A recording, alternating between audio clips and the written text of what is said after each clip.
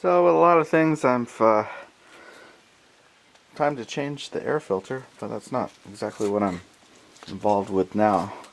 I am not a mechanic, but today we're gonna be, or the next couple days, probably because I'm working after work here, gonna change this water pump. It's starting to make a lot of noise, and the water pump's buried down in here. Can you see that? It's this item here. I don't know if you can see it. It's hard to run the camera. It's down there, right to the left of the air conditioner pulley, right here. Anyhow, it's buried in there, and I have to take out that first belt.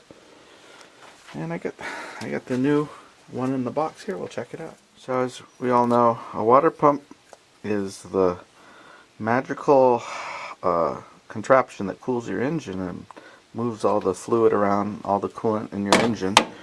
And basically, if that's the belt, it turns these like paddles. Maybe not that way, the other way, and it creates the flow of the antifreeze in your car, so your car doesn't overheat. But you won't find this in an air-cooled Volkswagen.